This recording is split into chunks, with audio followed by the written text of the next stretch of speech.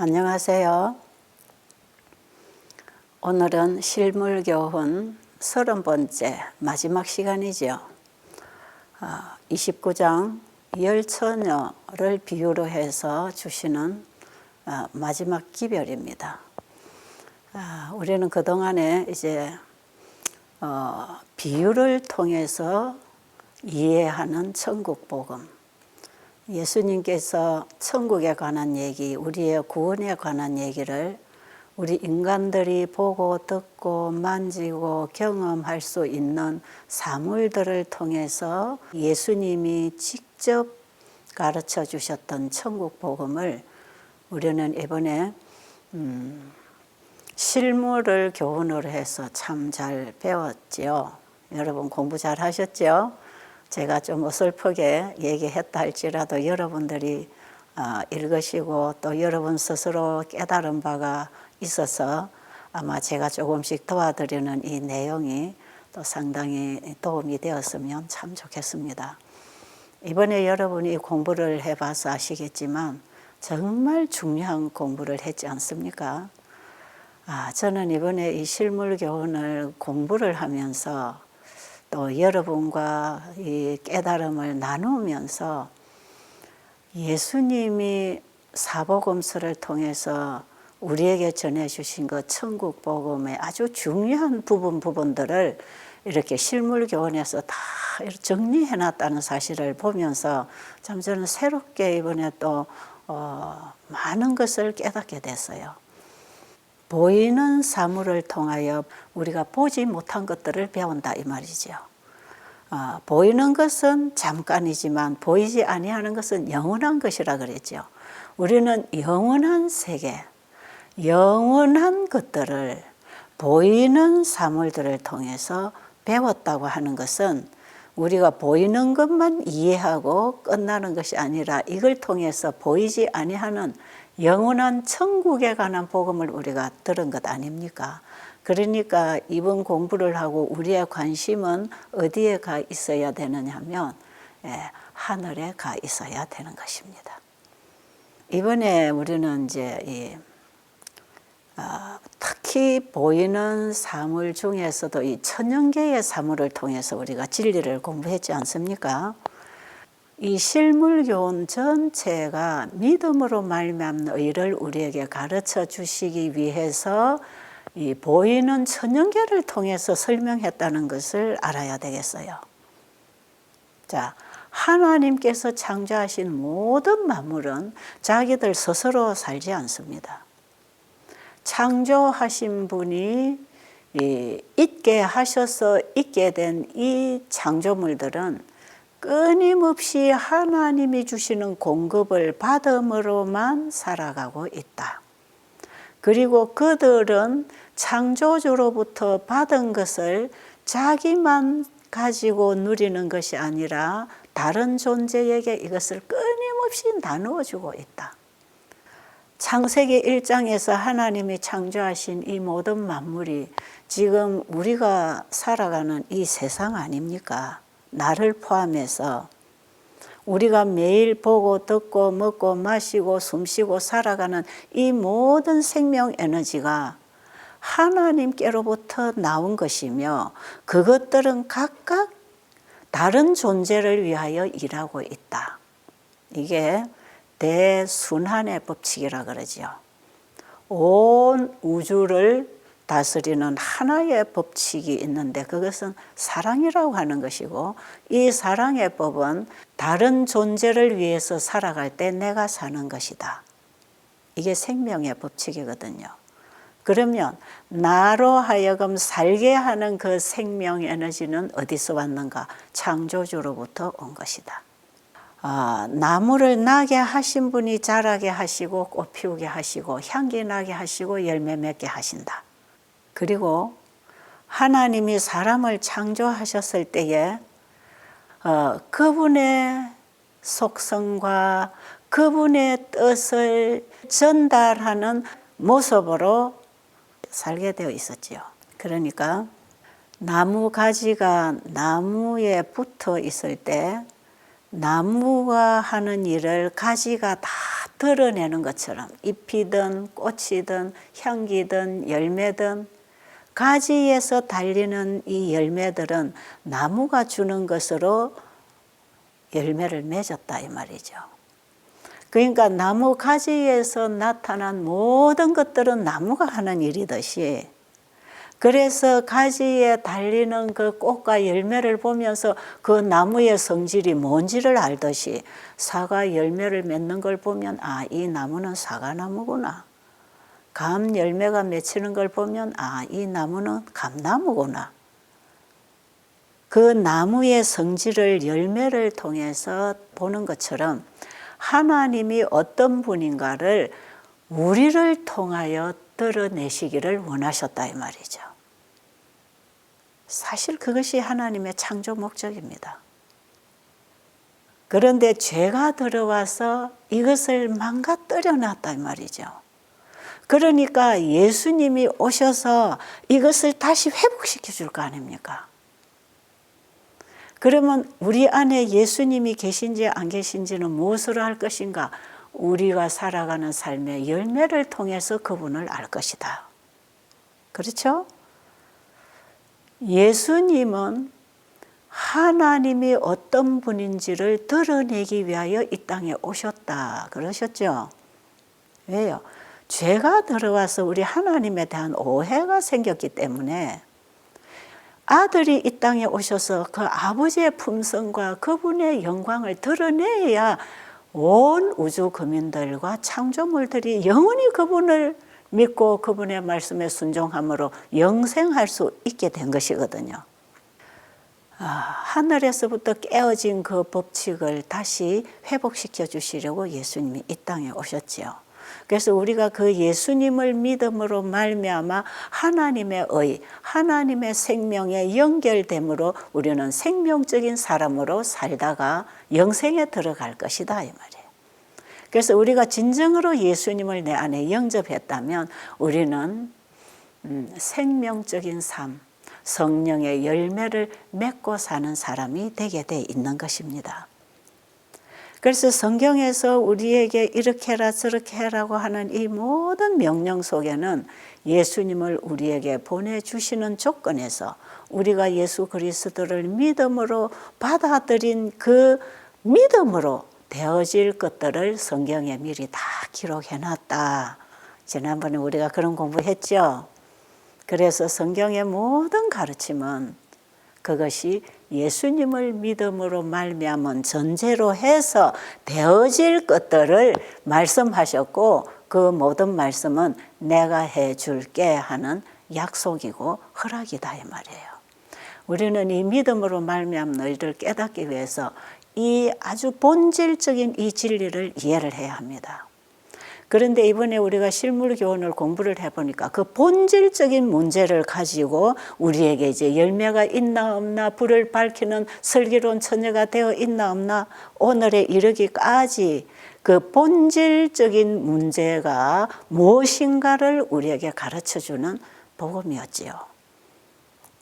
그래서 1장에서 이 보이는 천연계 하나님이 창조하신 물질을 통해서 그 창조의 생명이 어디로부터 왔고 창조의 법칙, 그 사랑이라고 하는 그 법칙이 어떻게 흘러가서 이런 천연계들이 이렇게 살고 존재하고 있는가, 이것들을 비유로 해서 잃어버린 영생의 씨를 예수님으로 말미암아 받았을 때 그 씨가 우리 안에 들어와서 우리를 어떤 사람으로 변화시켜 주는가, 이것을 우리가 분명하게 이번 공부를 통해서 이제 알았습니다.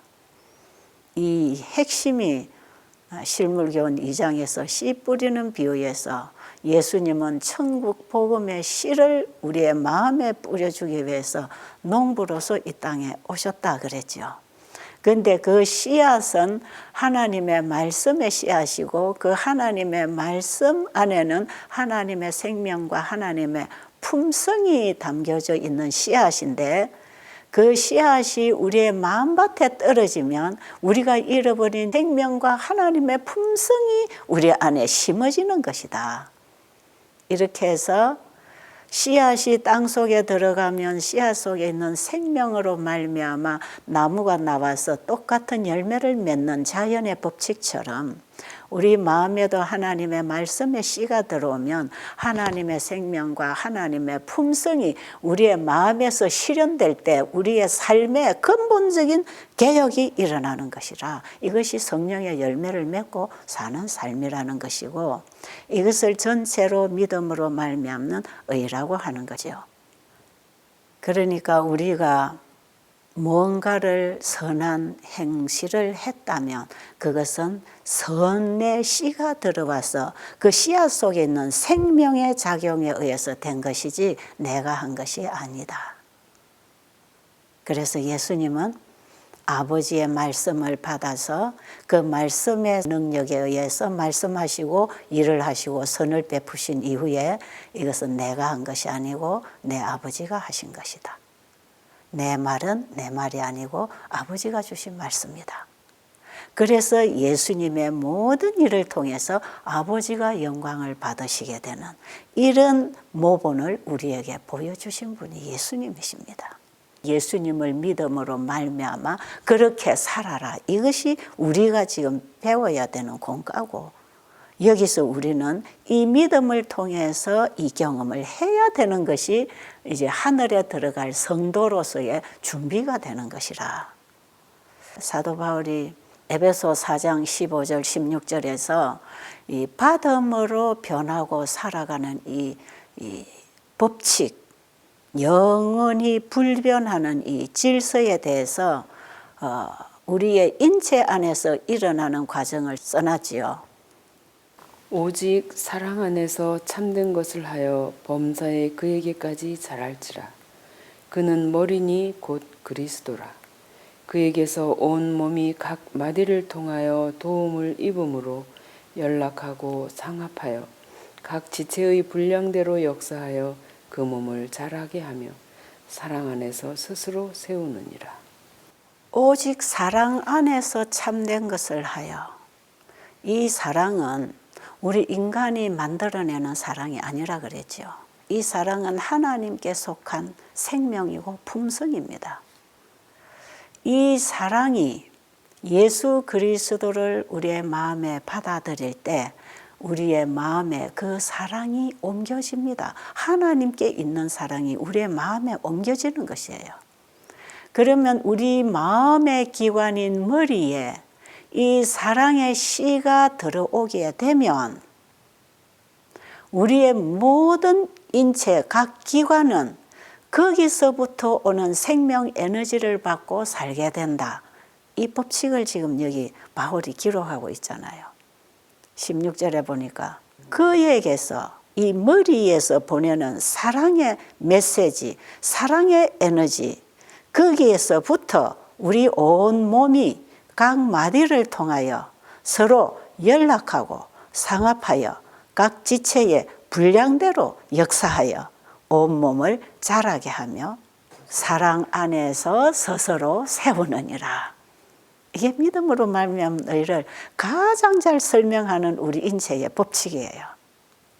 모든 만물은 창조주가 세우신 법칙에 따라 살아가고 흘러갈 때 온전한 것이고, 우리 인체의 건강도 하나님의 말씀에서 세운 법칙대로 우리 몸 관리를 해줄 때 우리 몸이 건강해지는 것이거든요.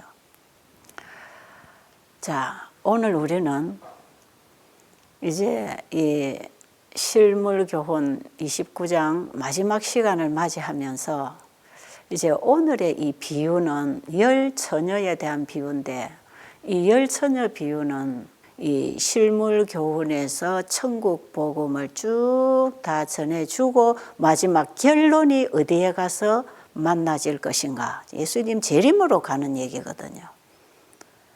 마지막 최후 심판이 있다 그랬잖아요. 이제 우리의 운명이 결정되는 바로 그 시간을 우리는 만나게 될 것입니다.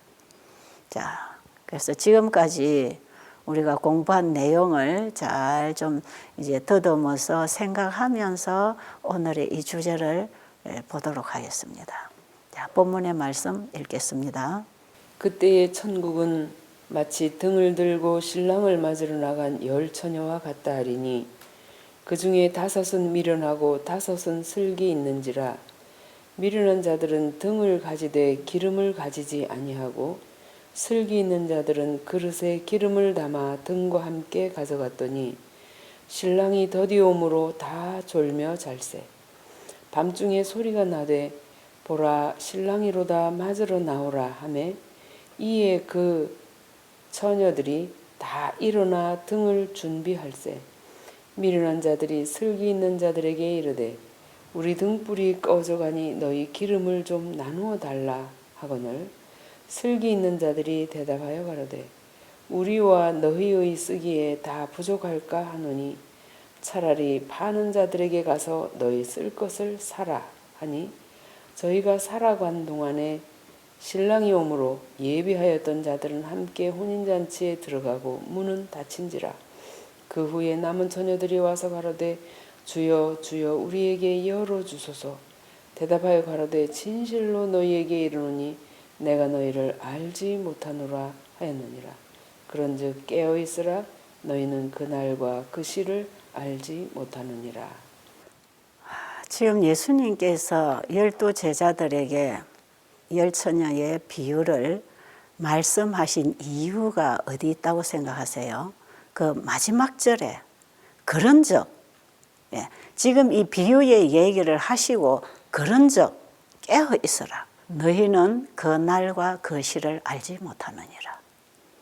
예수님이 오시는 날과 시는 우리가 모릅니다. 그러니까 언제 오실지 모르기 때문에 항상 깨어 준비하고 있어라 이 말씀이지요. 자, 지금 예수님은 이 땅에 초림하셨어요. 제자들하고 재림 때에 일어날 일을 지금 얘기하고 계시는 것이에요. 자, 이 열 처녀의 비유는 예수님이 제자들에게 그 당시에 하신 말씀이지만 이 비유가 적용되는 시기는 정확하게 1844년에 예수님이 하늘 지성소에 임하시는 그때로부터 이 땅에 전해질 기별이에요. 그러니까 이 기별은 1844년 이후 시대에 적용되는 기별이에요. 우리가 지금 세천사 의료선교 세미나를 하면서 이제 세천사의 기별을 우리 공부하고 있지요. 요한계시록 14장 8절에 무너졌도다 무너졌도다 큰 성 바벨론이여 하는 이 둘째 천사의 기별이 전파될 때에 마지막에 그 기별에 힘을 주기 위해서 밤중 소리가 외쳐졌다. 이거 우리가 이제 세천사 기별에서 공부했습니다. 이 밤중 소리가 바로 여기 나오는 이 기별이에요. 이제 신랑이 오는 때는 밤중이었어요. 그러니까 이 열처녀가 다 졸며 잤다 그랬죠. 그런데 보라 신랑이로다 맞으러 나오라 하는 이 외침이 밤중 소리예요. 밤중에 소리가 났단 말이에요. 이 깜깜한 밤에 한참 깊이 잠들어 있을 그 시간에 열처녀 둘 다 기다리다 지쳐서 깊이 잠이 들어버린 깜빡하는 그 순간에 밤중 소리가 외쳐지는 겁니다. 신랑이로다 맞으러 나오라는 거예요. 이 열처녀들은 신랑이 나오기를 고대하고 기다리고 있었는데 신랑이 안 나오는 거예요. 1시간이 지나고 2시간이 지나고 시간은 지나고 밤은 깊어가는데 잠은 오고 피곤하고 지치는데 신랑이 안 온단 말이에요. 그러니까 그냥 다 잠이 들었다 이 말이죠. 여러분 지금 우리는 예수님의 재림을 너무 오래 기다리고 있다고 생각하세요? 그래도 깨어 있으라는 것입니다. 언제 신랑이 온다는 소식이 들릴지 모르니까 벌떡 일어나 보니까 슬기로운 처녀들은 등과 함께 기름을 가지고 있어서 그때의 기름을 자기 등잔에 부어서 신랑의 길을 밝히고 신랑과 함께 신랑 집으로 들어갈 수 있었는데 등은 가지고 있지만 기름을 더 가지고 있지 않았던 이 사람들은 등불이 깜박깜박 그냥 꺼져가고 있는 것입니다. 그러니까 불을 밝힐 수가 없어서 슬기로운 처녀들에게 우리에게 기름 좀 나눠달라 하니까 우리 쓰기에도 부족하겠지만 우리 등에 다 붓고 지금 없다. 너희들은 가서 기름집에 가서 기름을 사와야 된다. 그래서 그때에 미련한 처녀들이 기름집에 가서 기름을 사가지고 왔지만 이미 신랑의 행렬은 신랑 집으로 들어가고 끝나버렸고 문은 닫혀버렸고 이제 지나가 버렸다 이 말이에요. 그래서 신랑 집에 문을 두드리니까 주인이 나와서 내가 너희를 알지 못하니 그리고는 받아주지 않고 문을 닫아버려서 어두운 밤중에 이 미련한 처녀들은 밖에 서 있을 수밖에 없었다. 그런데요, 이 얘기는 지구 역사의 마지막에 일어날 사건들을 지금 하나의 비유를 통해서 예수님이 제자들에게 가르쳐주고 계시잖아요. 그러면 누구를 위한 비유인가? 비유에 등불은 뭐며 기름은 뭐며 열처녀는 누구인가? 이런 부분을 우리가 이번에 공부하면서 다 읽었잖아요. 오늘 우리가 한 번 더 살펴볼까요? 그리스도께서는 신랑을 기다리는 무리를 내려다보시면서 제자들에게 열처녀의 이야기를 말씀하셨는데 그들의 경험을 예로 들어 당신의 재림 바로 직전에 있을 교회의 경험을 설명하셨다.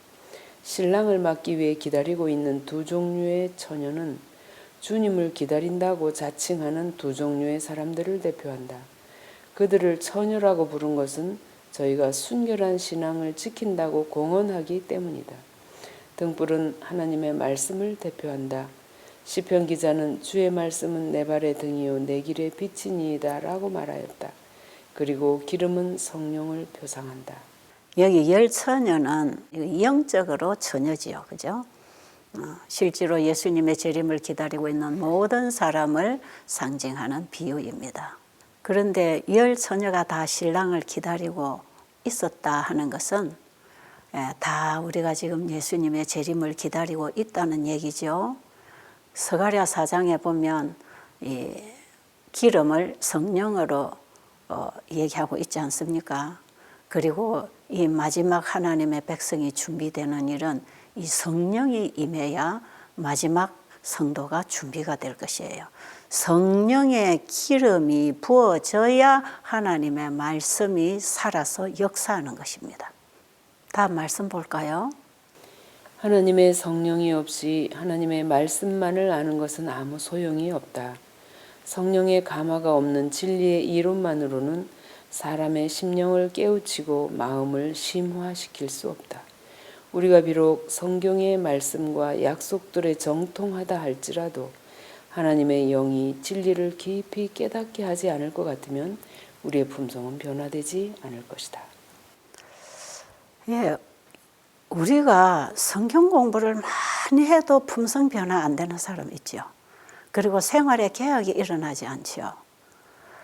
이 하나님의 말씀에는 언제나 성령께서 함께 하셔야 이 말씀의 일이 이루어지게 돼 있어요. 예수님의 제자들이 예수님이 하시는 일을 3년 반 동안 직접 보고 듣고 배웠지만 그 말씀이 제자들에게 이해되지 못했고 그 말씀의 능력으로 변화되지를 못했어요. 그렇기 때문에 예수님께서는 내가 하늘로 가면 너희에게 성령을 보내줄 것인데 성령이 너희에게 임하면 너희는 예루살렘과 온 유대와 사마리아 땅끝까지 내 증인이 될 것이다.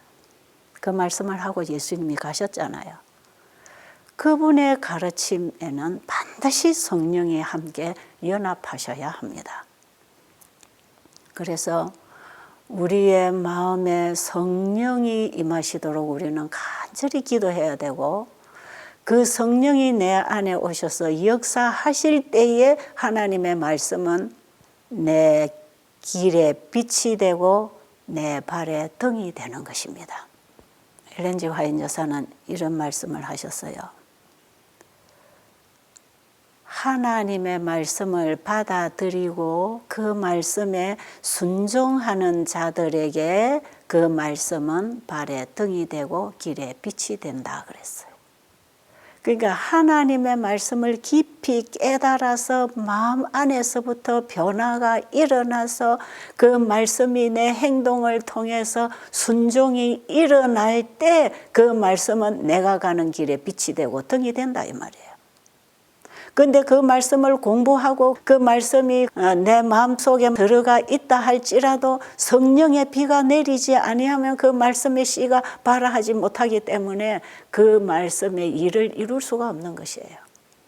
씨앗을 마른 땅에 심어 놓으면 절대로 싹이 안 나는 것처럼 비가 와야 씨앗이 살아나서 나무가 나오는 것처럼 우리 마음속에 들어온 하나님의 말씀에 성령의 비가 임해야만이 그 말씀이 살아서 활동하게 되는 것이에요. 그 말씀이 내 마음속에서 깊이 살아서 역사하시는 증거가 뭔가 내 마음에 변화가 일어나는 것이에요. 이 거듭나는 변화라고 했지요.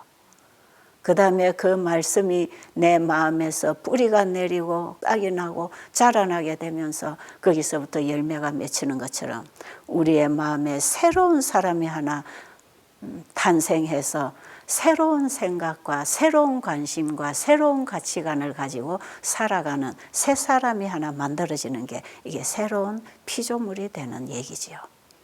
그래서 우리는 하나님의 말씀을 공부할 때 반드시 성령을 같이 구해야 되고 성령이 내 안에 임하시기를 간절히 원한다면 내 마음을 온전히 그분에게 내어드려야 되는 것이에요. 자, 그러면 여기서 말하는 미련한 처녀는 어떤 사람인가 보겠습니다. 미련한 처녀로 대표된 계급은 외식하는 자들이 아니다. 그들은 진리를 존중히 여기고 진리를 옹호해 왔으며 또 진리를 믿는 사람들에게 매혹되었다. 그러나 저희는 성령의 역사에 순종하지 않았다. 그들은 반석 되시는 예수님 위에 떨어져 저희의 옛 성질을 깨뜨리려 하지 않았다. 이 계급은 또한 돌밭에 떨어진 씨로 묘사된 청중을 대표한다. 그들은 주저하지 아니하고 말씀은 받았으나 그 말씀의 원칙을 실천하지 않았다. 그 말씀의 감화력은 순간적이었다. 성령이 사람의 마음속에 역사하게 되고 이 역사를 당사자가 갈망하고 동의하게 될 때 그의 안에는 새로운 품성이 심어지게 된다. 그러나 미련한 처녀로 대표된 계급은 단지 피상적이고 표면적인 행위만으로 만족하는 자들이다. 지금 읽은 이 말씀에는 저의 설명이 들어가면 더 흐트러질 것 같죠. 너무 선명하게 미련한 처녀는 어떤 사람인가 이 부분을 너무 잘 썼잖아요. 자, 그러면 여러분 지금 여러분이나 제가 지금 이 말씀을 보면서 내가 미련한 처녀에 속해 있는지 슬기로운 처녀에 속해 있는지 한번 진단을 해볼 필요가 있지 않습니까? 지금 우리는 그냥 성경 공부 열심히 하고 끝날 얘기들을 하고 있는 게 아니거든요. 예수님의 재림을 맞이할 마지막 성도로서 내가 지금 준비되어 가고 있는지 아니면 내가 준비되어 가고 있다고 착각하고 있는지 내가 내 자신의 신앙에 지금 기만당하고 있는 것은 아닌지 이걸 우리가 지금 깊이 살펴봐야 되지 않아요? 이번에 우리는 실물교훈을 처음부터 지금까지 그걸 살펴보게 하는 내용들을 우리는 공부를 했어요. 여기 미련한 처녀들은 외식하는 자들이 아니었다 그랬어요. 그냥 뭐 하나님의 말씀의 깊이나 말씀의 감동이나 깨달음이나 이런 은혜도 느끼지 못하면서 그저 형식적으로만 알고 지나가는 이런 사람들이 아니라는 거죠. 옛날에 바리새인들은 외식하는 자들이라 그러잖아요. 그런데 지금 이 미련한 처녀들은 외식하는 자도 아니야. 그들은 하나님의 말씀을 듣고 공부하고 관심을 가지고 깨닫고 그 말씀을 전해 들을 때 그 말씀이 자기들의 가슴에 감동이 오고 회개가 일어나고 변화도 일어나고 그 감동을 다른 사람에게 나누기도 하고 그 말씀이 주는 의미가 무엇인지도 알았다 이 말이에요. 모르는 자들이 아니야. 그 바리새인들 서기관들은 예수님이 말씀 가르치면 눈 막고 귀 막고 들리진 않고 자기들 소리만 했단 말이에요. 예수님으로부터 소리를 들어야 되는데 듣는 귀는 막아버리고 자기 속에 있는 자기 생각만 가지고 예수님을 반박하고 예수님의 일에 방해했잖아요. 근데 여기에 미련한 처녀들은 그 정도가 아니에요. 이들은 하나님의 말씀을 깨닫고 감동받고 은혜는 받았지만 그 말씀 앞에 자기를 포기하지 않았기 때문에 자라고 하는 이 깊은 자 속에 있는 자의 돌을 뽑아내지 않았기 때문에 그 말씀을 순종할 수 없었던 것입니다. 바로 이 미련한 처녀로 대표된 이 부류는 우리가 실물교훈 2장에서 배운 돌밭청중과 같은 사람들이라. 자, 돌밭청중은 하나님의 말씀을 듣고 깨달았다 그랬죠. 감동도 받았어요. 그리고 마음에 어느 정도의 변화도 일어났어요. 그 씨앗이 뿌리가 내려서 땅에 깊이 박혀서 이제 나무가 나와서 열매를 맺어야 되는데 이게 뿌리가 내리다가 밑으로 흙으로 뚫고 들어가서 뿌리가 자라야 되는데 바로 그 흙 밑에 크게 깔려있는 이 돌 때문에 자라나던 뿌리가 말라지니까 나무가 말라 죽어버렸다 이 말이에요. 이 땅 밑에 깔려있는 이 돌은 우리의 마음밭 밑에 깔려있는 자라 그랬죠. 이 자의 돌뿌리가 빠져나오지 않으면 하나님 말씀 앞에 내 생각을 포기하고 내 계획을 포기하고 내 이기심을 내려놓는 자아 포기가 일어나지 아니하면 그 말씀이 내 마음에 와서 뿌리를 깊이 내려서 나로 하여금 진리대로 살아가서 열매를 맺게 하는 그 일을 하지 못하게 하는 것이라. 그러니까 하나님의 말씀에 순종하려고 하지만 이 자아가 그걸 방해를 해서 거기까지 우리의 신앙 경험이 이르지 못하고 있는 사람들. 그래서 열매를 맺지 못하지요. 그 말씀이 주는 빛을 밝히지 못하는 사람들입니다. 자, 우리가 이렇게 살다가 갑자기 신랑이 오면 어떻게 할 거냐 이 말이죠. 다음 말씀 보겠습니다.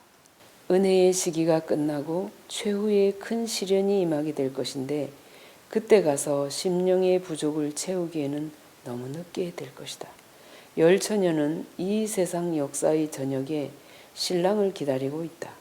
그들은 모두 다 그리스도인이라고 주장한다. 모두 다 초청을 받고 기름과 등을 가지고 있으며 모두 다 하나님의 일을 한다고 주장한다. 그들 모두는 그리스도의 재림을 기다리는 것처럼 보이지만 그중 5은 준비되지 않았다. 그 5은 놀라고 당황하면서 연회장 밖에 있게 될 것이다. 역사의 마지막 저녁이 지금 아닙니까? 앞으로 이 세상은 놀라고 기절할 만큼 변해갈 것입니다.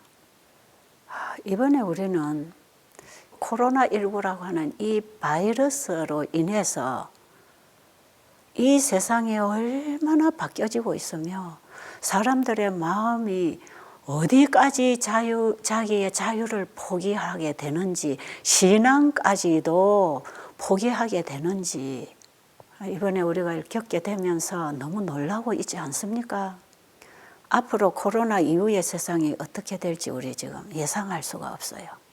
앞으로 이런 식으로 계속 진행이 되면서 종교 탄압이 올 것까지 우리는 지금 예상하고 있어야 되는 것이에요. 마지막 일요일 강제 법령이 내려서 종교 자유를 포기하도록 하는 이런 법령들이 세상에 이제 내려질 때에 그때에 우리가 만날 환란에 대해서 우리들은 지금까지 많이 공부하고 있었지 않습니까? 그런데 그 사건이 어떤 형태로 우리 앞에 다가올지 우리는 그거 몰라요. 예수님께서 열처녀 비유를 말씀하시고 그런즉 깨어 있어라. 생각지 않을 때 인자가 오리라. 그 생각지 않은 때 인자가 오실 것이라. 그러니 항상 준비하고 있어라. 항상 기름을 가지고 신랑이 올 때 되면 불을 밝힐 수 있도록 준비해라. 이 말씀은 늘 우리 안에 성령께서 가르쳐 주시고 이끌어 주시는 그분의 사역 안에서 말씀을 따라 살아가는 열매 맺는 삶을 살아야 된다고 하는 것을 가르쳐 주고 계십니다.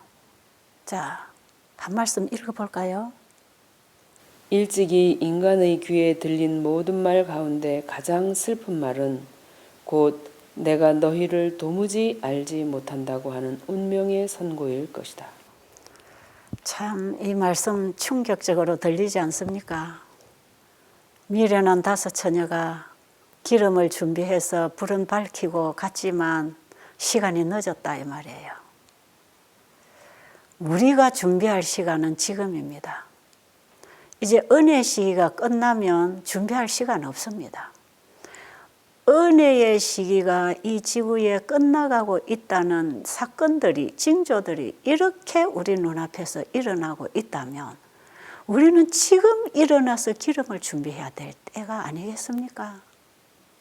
만약에 예수님이 재림하실 때 우리가 예수님을 맞이하지 못하는 위치에 있다고 하면 우리는 지금 예수님 재림을 기다리고 열심히 일을 하고 열심히 뭔가를 전하고 있었는데 예수님이 이 땅에 오실 때에 내가 그 자리에서 홀연히 변화해서 공중에서 주님을 맞이 못하는 자리에 있다면 그때 내 운명이 어떻게 되겠느냐 이 말이에요. 정말 아찔하지 않습니까? 내가 너희를 도무지 알지 못하노라 하는 이 말씀은 예수님께서 마지막 때에 내가 열심히 일하고 열심히 성경도 가르치고 선지자 노릇하고 병자도 고치고 귀신도 쫓아내고 했습니다 하는 이들에게 주어지는 선고예요. 내가 너희를 도무지 알지 못하니 불법을 행한 자들아 내게서 떠나가라 그랬죠. 하나님의 법이 내 안에 와서 살아 역사해서 하나님의 말씀과 내 삶이 하나로 연결되어 말씀이 주는 하나님의 사랑의 빛을 비추면서 살아야 하는데 하나님이 주신 말씀은 받지 않고 내가 만들어낸 나의 노력과 나의 선행과 나의 열심이 예수님 오실 때에 그것은 인정받지 못한다는 것입니다. 왜 그러냐면 예수님이 재림하실 때는 그분이 우리 안에 심어준 씨의 열매를 거두기 위해서 오시는 거기 때문에 내가 준 것 그거 가지고 있느냐 이거 찾으러 오신다 이 말이에요. 그러니까 우리는 그분으로부터 받은 것을 가지고 나가야 된다. 이것이 믿음으로 말미암는 의다. 이렇게 여러분이 정리를 좀 하시고요. 자, 그러면 슬기로운 처녀들은 어떤 사람인가? 이제 우리가 슬기로운 처녀로 준비가 돼야 되니까 말이에요. 이 말씀 보겠습니다. 그리스도교는 죄를 사하는 이상의 의미가 있다. 우리의 죄를 제거한 다음에 그 빈자리를 성령의 은혜로 채운다는 의미이다. 그것은 또 신령한 빛으로 마음을 밝히고 하나님 안에서 즐거워하는 것을 의미한다. 그것은 빈 마음에 그리스도께서 임재하심으로 축복을 누리게 되는 것을 의미한다. 그리스도께서 우리의 심령을 다스릴 때에 그것은 순결하게 되고 죄에서 해방된다. 그리하여 복음의 계획의 영광과 충만함과 완전함이 우리의 생활 속에서 완성된다. 사람이 구주를 받아들이게 될 때 완전한 평화와 완전한 사랑과 완전한 확신의 빛을 반영하게 된다. 자, 이제 우리가 믿음으로 말미암은 하나님의 품성을 소유한 자들이 어떻게 변하는가 이제 여기가 이제 우리가 지금 받아야 할 의, 하나님의 의입니다. 여기 우리가 보니까 예수를 믿음으로 말미암는 의는 죄를 사는 그 이상의 의미가 있다 그랬죠. 예수님이 내 죄 때문에 십자가에 돌아가셨고 그것을 믿고 내 죄를 그분에게 갖다 드림으로 내 죄가 용서된다. 그건 맞아요. 그런데 믿음으로 말미암은 의는 그 이상의 의미가 있다 이 말이에요. 예수를 믿었다. 예수를 믿음으로 말미암은 구원을 가지고 있다면 예수님의 의를 받아들이기 위하여 내가 십자가에 가서 함께 죽어야 한다. 내가 그리스도와 함께 십자가에 못 박혀 있고 그리스도가 내 안에 사셔야 한다. 바로 이 얘기를 우리는 지금 귀가 닳도록 들었지 않습니까?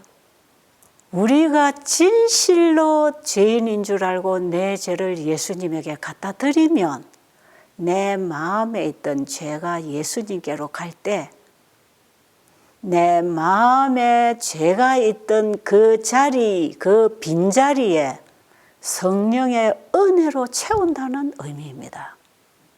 바로 예수님이 내 안에 성령으로 임하시는 얘기지요. 그러니까 내 자아가 주인이 되어 있던 내 마음에 내가 내 자아가 십자가에 죽고 예수님이 내 마음자리에 오셔서 예수님이 내가 된다 이 말이에요. 그러니까 내 안에 주인을 바꾸는 것입니다.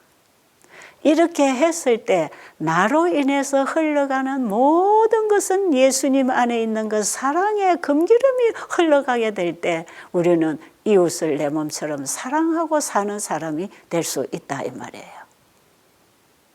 내 안에 율법을 온전히 회복하는 백성이 이렇게 해서 되는 것입니다.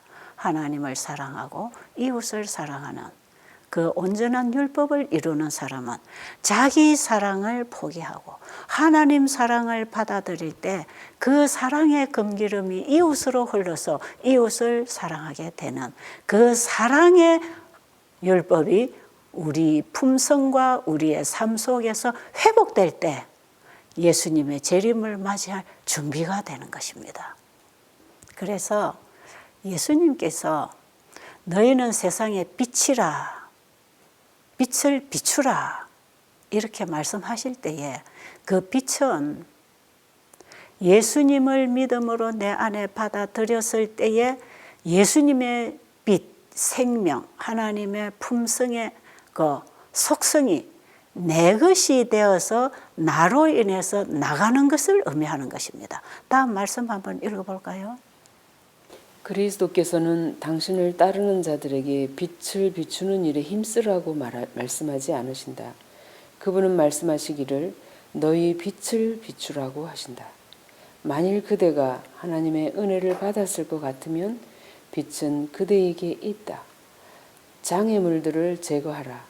그리하면 주의 영광이 드러나게 될 것이며 그것이 어두움을 뚫고 들어가 어두움을 흩어버릴 것이다.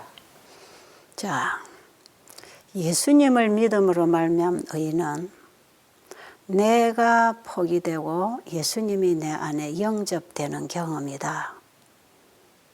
그리고 예수님이 내 안에 임하시면 이제 이후로는 내가 사는 것이 아니라 내 안에 그리스도가 사신다.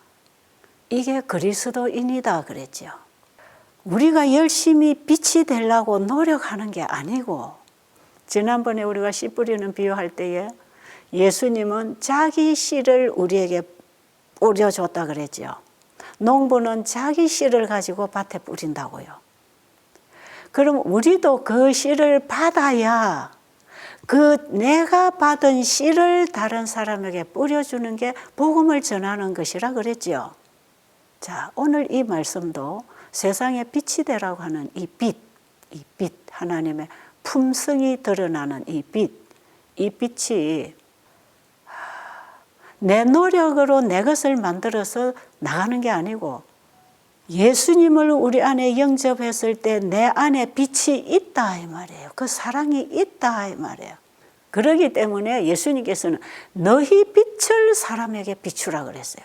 만약에 우리가 예수님을 영접했다면 그 비출 빛이 내 안에 있기 때문에 내 빛을 비추는 것입니다. 그러니까 이것이 옛날에 죄인일 때 나하고 지금 그리스도인일 때 나하고 가지고 있는 게 다르잖아요. 예수님은 너희가 가지고 있는 그 빛을 비추라. 그러니까 네 거다. 그건 네 거다. 그래서 우리는 내가 빛을 비춰야 되는데 그 내가라는 나는 원래 나는 죽고 예수님이 내 안에 임하신 나입니다. 나. 그래서 거기에는 나라는 말이 들어가도 이것은 자아가 아닙니다. 자, 그런데 이 빛을 비추려고 할 때에 방해가 되는 것을 제거하라 그랬는데 그 방해가 뭐지요? 우리가 이런 일을 하려고 할 때 언제든지 우리의 자아가 또다시 일어날 수 있기 때문에. 왜? 아직도 우리 육신이 죽지 않고 살아있기 때문에 육신 속에 있는 죄의 법의 지배를 받는 자아가 끊임없이 움틀거리고 있기 때문에 이것을 날마다 나는 죽고 그리스도로 사는 그 날마다의 자기 포기가 일어나야 우리는 날마다 그리스도 안에서 사는 승리의 경험이 일어나는 것입니다. 이렇게 사는 사람들이 어떻게 사는가 하는 것을 이사야 58장에서 이제 또 배우게 되는데요. 우리가 이사야 58장과 의료 선교 우리가 많이 얘기했죠. 이사야 58장 1절에서 5절까지는 형식주의 신앙, 육으로 하나님의 법을 지키려고 노력하는 그 형식주의 신앙을 얘기하는 것이고, 이 형식주의 신앙이 잘못됐다는 것을 그들에게 깨우쳐 줘서 그들이 참된 회개와 거듭남을 통하여 하나님의 율법을 회복하는 자가 되도록 하라고 하는 그 말씀이 이사야 58장 6절부터 7절까지 내용이에요. 그래서 이사야 58장 6절에 보면 참된 금식 나오잖아요. 나의 기뻐하는 금식은 하는 그 금식이라고 하는 의미는 나의 지성과 감성과 의지를 하나님께 온전히 드리는 것이다. 우리가 지난번에 계속 세미나에서 공부했잖아요. 참된 금식은 내 전체를 주님 앞에 드리는 것이고, 주님 앞에 나를 드릴 때에 주님이 내 안에 오시면 주님의 마음, 주님 안에 있는 사랑의 빛, 율법의 빛, 하나님의 영광의 빛, 그것을 내가 가지고 있기 때문에 그것으로 산다. 그것이 어떤 열매를 맺습니까? 배고픈 자를 먹이고, 병든 자를 돌아보고, 갇힌 자를 돌아보고, 집 없는 자를 맞아들이고, 이런 행동은 내가 착한 일을 하려고 하는 게 아니라 내 안에 착한 일을 가지고 들어오신 그분의 일로 인하여 이런 일이 이루어진다. 내 안에서 착한 일을 시작하신 그분이 마지막 때까지 맞춰주실 것입니다. 이렇게 할 때 보세요. 이사야 58장 6절 7절의 그 참된 금식을 통해서 내 안에 내가 죽고 예수님이 내 안에 사시는 그 모습이 내 삶을 통하여 나타날 때, 그리하면 내 빛이 아침같이 비칠 것이며 네 치료가 급속할 것이며 여호와의 영광이 내 위에 호위하리니 네가 부를 때는 나 여호와가 응답하겠고 네가 부르짖을 때는 말하기를 내가 여기 있다 하리라. 이 영광이 뭡니까? 하나님의 영광이 여기서부터 비춰나가기 시작한다 이 말이에요. 이 빛이 무슨 빛인지 아세요? 이게 늦은 비의 영광의 빛입니다. 자, 우리가 말씀 보고 또다시 좀 생각을 하도록 하겠습니다. 실천은 설교만 하는 것보다 훨씬 효과적이다. 우리는 줄인 자에게 먹을 것을 주고 벗은 자에게 입을 것을 주며 집 없는 자를 맞아들여야 한다. 그러나 우리는 이보다 더 큰 일을 하도록 부르심을 받았다. 영혼의 요구는 그리스도의 사랑만이 만족시킬 수 있다. 그리스도께서 우리 안에 거하시게 되면 우리의 마음은 거룩한 동정심으로 충만하게 될 것이다. 지금까지 막혔던 그리스도의 것과 같은 진지한 사랑의 샘물이 터져나오게 될 것이다. 예수님이 내 안에 거하시면 예수님 안에 있는 그 사랑의 검기름이 나를 통해 흘러나올 때 우리가 하는 일이 뭡니까? 배고픈 자를 먹이고 병든 자를 돌아보고 복음이 없어 죽어가는 영혼들에게 복음의 기별을 전해서 하나님의 사랑의 빛이 그들의 가슴에도 비쳐서 그들이 죄로부터 구원을 받게 하는 이 천국 복음을 전하는 사람이 된다 이 말이에요. 여러분, 의료 선교 우리가 자꾸 지금 얘기하고 있는데 예수님이 가르쳐 주신 의료 선교사가 된다고 하는 이 의료 선교는 바로 이사야 58장의 이 의료 선교를 얘기하는 것이에요. 예수님이 이렇게 사셨고 제자들에게 이걸 하라고 성령을 보내주셨다면 우리에게 마지막 이 성령이 임해서 하나님의 말씀이 우리의 삶 속에 실천이 되어서 증거된다면 우리의 삶은 의료 선교의 삶이 될 것이다 이 말이에요. 그러니까 새천사 의료 선교 세미나라고 하는 이 세미나는 영원한 천국 복음 세미나고 이 천국 복음의 씨를 받은 자들이 그 자기가 받은 씨를 어떻게 뿌리면서 열매 맺는 삶을 살아가는가 하는 것을 얘기하는 것이에요. 그래서 지금 우리가 말하는 이 의료 선교는 우리가 흔히 하고 있는 이런 요양 사업이 아니라 그랬죠. 저는 그동안에 요양 사업을 하고 나오지 않았다고 그랬죠.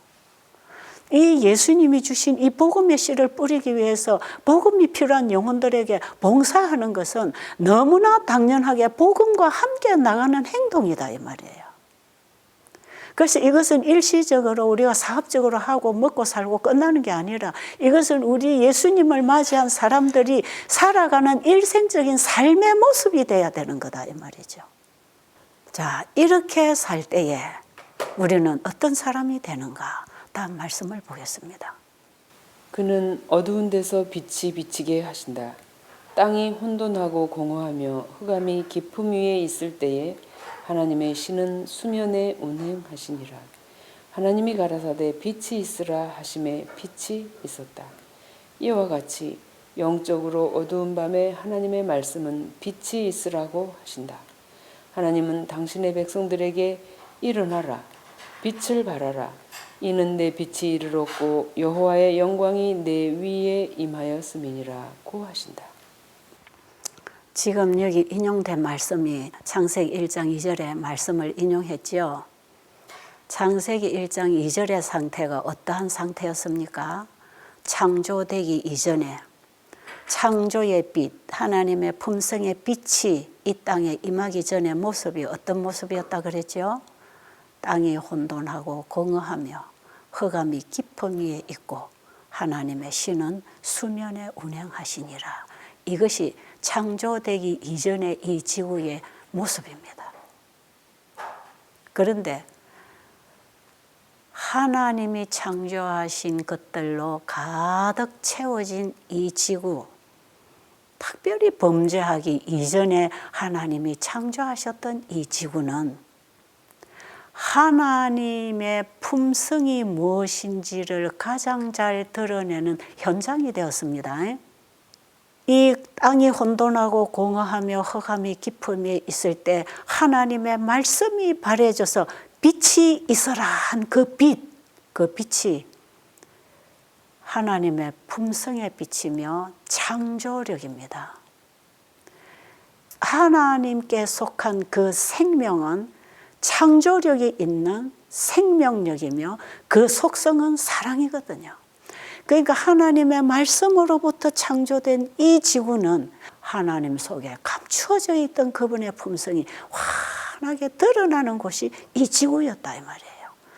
하늘에서 사탄이 반역하고 죄가 들어온 이후에 하나님의 품성에 대한 오해가 퍼져나가고 하나님의 말씀에 대한 불신이 퍼져나가는 우주에 그 우주 거민들에게 하나님의 품성이 무엇인지를 환하게 드러내 보여주기 위하여 이 지구를 창조하셨다 이 말이에요. 그리고 아담 하와를 창조하시고 너희들이 순종하면 어떻게 되는지를 다 가르쳐 주시고 그 다음에 죄가 들어올 길을 다 가르쳐 주셔서 이러이러한 일은 절대로 하면 안 된다고 하는 선악과를 통하여 하나님의 법을 세워주시고 그 법에 순종했더라면 너희들은 영원히 나와 함께 영원을 누리고 살 수 있다. 그 말씀을 하신 하나님께서는 죄가 이 지구에 들어오지 않기를 바랬지만 사탄이 하와를 유혹함으로 인간에게 죄를 집어넣기 시작하고 하와로 인해서 아담이 넘어지고 예수님은 이 땅에 아담 하와가 가야 할 그 길에 서시기 위하여 예수님이 두 번째 아담으로 오셨다. 이런 거 여러분 그게 왜 이런 일이 벌어졌는지 다 아시잖아요. 그 예수님이 우리 안에 오셔서 하나님의 빛을 비추게 하실 것이다. 믿음으로 말미암은 의는 하나님의 율법과 일치된 행동입니다. 그죠? 피조물들이 예수 그리스도를 통해서 다시 회복될 것이고 예수님이 내 안에 오셔서 하나님의 품성의 빛을 반사하고 살아갈 때 죄로 인해서 가장 깜깜하고 어두워진 이 세상 마지막 시대에 예수를 믿음으로 말미암는 의의 빛을 가진 이 백성들은 어둠을 비치는 빛이 되어서 온 세상에 하나님을 보라고 외치는 성도들이 될 것입니다. 우리는 지금 그 위치에서 일할 사람들로서 준비되어야 된다 이 말이죠. 예수님이 지성소에 임하셨을 때 이 땅에 주신 기별이 셋째 천사의 기별이고 셋째 천사의 기별이 예수님을 믿음으로 말미암은 의로 하나님의 품성을 회복하라는 기별이고 하나님의 품성을 회복한 자들의 삶 속에는 하나님의 율법이 회복되는 삶이 이루어질 것이라. 이런 사람들을 통하여 무너진 하나님의 율법이 다시 회복될 것이라고 이사야 58장에서 말씀하고 계시는 것입니다.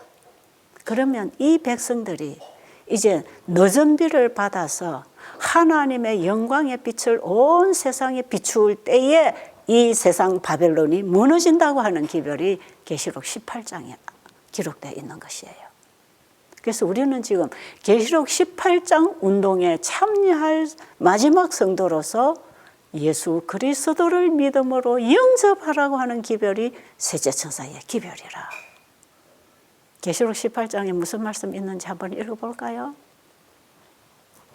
1절부터 이 일 후에 다른 천사가 하늘에서 내려오는 것을 보니 큰 권세를 가졌는데 그의 영광으로 땅이 환하여지더라. 힘센 음성으로 외쳐 가라되 무너졌도다 무너졌도다 큰 성 바벨론이여 귀신의 처소와 각종 더러운 영에 모이는 곳과 각종 더럽고 가증한 새에 모이는 곳이 되었도다. 앞으로 이 세상에 그렇게 큰 성 바벨론이 지금 서고 있잖아요. 이 큰 성 바벨론은 귀신의 처소와 각종 더러운 영에 모이는 곳과 각종 더럽고 가증한 새의 모임이 되었다 그랬죠. 여러분, 어떻게 이 세상이 그렇게 될 것입니까? 이것은 종교 통합으로 이렇게 될 것입니다. 귀신의 처소가 될 것입니다. 이 지구는. 각종 귀신의 영들이 모여 역사하는 곳이 될 것입니다. 사탄은 이런 세상을 만들기 위해서 지금 종교 통합을 만들고 있습니다. 그런데 이 종교 통합은 무너질 것입니다. 절대로 종교는 통합될 수 없습니다. 어떻게 무너질 것입니까? 예수 그리스도를 믿음으로 말미암아 그리스도와 하나 된 마지막 시대의 슬기로운 처녀로 대표된 이 성도들로 말미암아 이들이 늦은 비를 받아서 하나님의 품성의 영광이 드러나는 그분이 영광을 받으시게 되는 이런 일들이 일어날 때 사탄과 그의 세력들은 다 무너지고 이 땅은 예수님의 재림으로 다시 회복되게 될 것입니다. 여러분, 지금 우리는 지구 역사의 마지막 깜깜한 밤중에 살고 있다는 거 아십니까? 온 세상은 하나님을 모르는 그 무지와 하나님의 품성에 대한 오해의 어둠으로 온 세상은 깜깜하고 혼동된 상태에 어지러운 세상에 지금 우리가 살고 있는데, 여기서 마지막에 빛이 있으라고 하는 그 빛을 가진 백성이 일어날 것이다 이 말이에요. 그러니까 지금 이 세상이 깜깜하고 혼돈해지는 것만큼 하나님의 백성들은 준비되고 있어야 되는 거 아니겠어요? 여러분, 우리 준비합시다. 이제 내일 모레부터 새천사 의료선교 세미나 15기가 시작되는데요.